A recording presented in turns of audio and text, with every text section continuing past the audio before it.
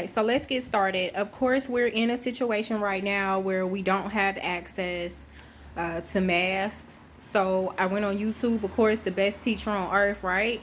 To turn to the community to find out what it is I needed to do. So I watched 3 different videos because I didn't want to spend a lot of time. I went through videos and comments to see what I should do, what I shouldn't do. So I watched a lady use a bra, which is a really good thing. But my bras were too big. So I'm an advocate thrifter. I came across this bra in the store, and it was a Victoria's Secret bra, and so I quickly just grabbed it because I saw the tag. But when I got it home and washed it, it wasn't selling worthy. So I put it in the giveaway bag that I have here that I give away to charity. And when the lady says you should try to use a C cup or a B cup or a C cup, you know, something like that, I didn't have it. So this is Double D in Victoria's Secret's world, which is already small. So I'm going to be cutting this. This is strange because like 2 weeks ago, I cleaned out my car and I had an old air filter in here from the car that I no longer have. And I was like, I ought to throw this away, or I need to try to sell it or something like that. So I didn't end up doing that. So I'm going to see if this air filter works. It's pretty thick. I don't know if it protects against viruses, but I'm telling you, nothing beats a failure but a try, because it is getting to the point where I can't go out here without a mask. I just can't do it.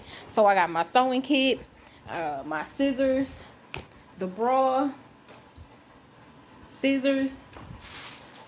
I went to the dollar store and I got these they call them cure pipes. Okay, so you know the things that are soft, and they have the adaptable, moldable, or you know, it fits to whatever you wrap it around. You can wrap it around a bag and tie it. The wire, that's basically what I needed. So I got that. Oh, and I got to get my hot glue gun and plug that up. I didn't even think about that. So I'll be back on here to show you guys how I work this out and give you guys some tips. I don't set my tripod up to try to do all of these things while I'm talking and all of that. I'm just doing a before and after. Peace. Okay, I just wanted to stop for a quick second and let you guys know what I did. So I cut the bra in half. I cut the straps off of it. I over measured it. And then I took the filter, I flipped it inside out. I took the filter and I put it in here, and I'm going to cut. I'm measuring as I cut. I saw so many people measured and have to remeasure and all this stuff. I would rather just overlay it and cut around it to have the perfect shape that I want.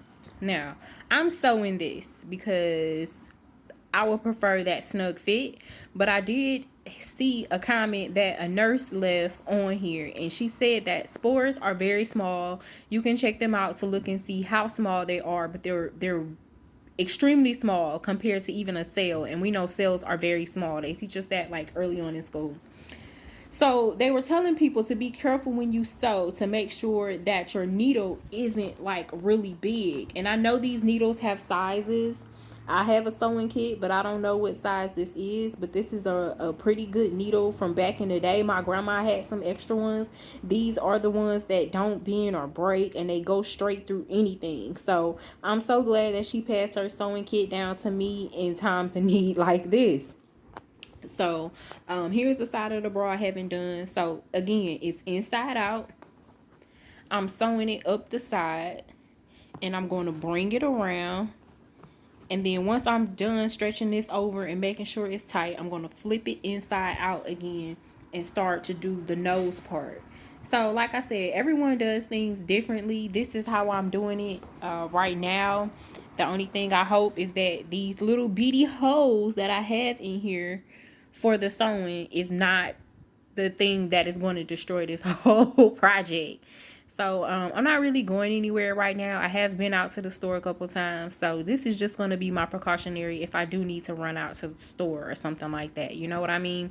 Other than that, I am working remotely, and I don't I'm just doing this to be careful. I know that this is not 100% guaranteed. And I have to keep reiterating that in this video because so many people are so freaking negative. It's one thing to teach and it's one thing to be negative. And all of these videos I have watched, I hear people say, don't listen to this woman. She's going to make you sick. Misinformation, this and this and that. People are using their survival tactics during this time.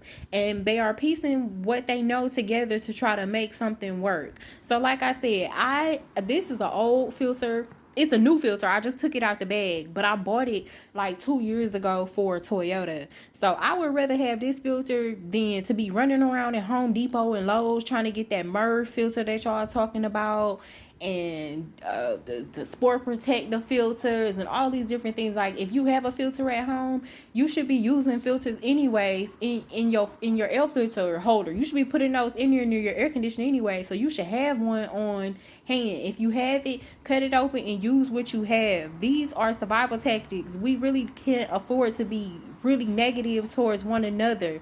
Like I said, it's a way to talk to people and it's a way to teach them. And I felt like people were being so negative under these comments for people who are just trying to express and show you how to do things a different way. So I said all that to say, this don't come from me on my thing here. If you like this video, you can watch it, you can share it, you can do what you want to do, but don't come with this. My concerns, I'm addressing them right now. I'm telling you guys I'm concerned because I'm sewing.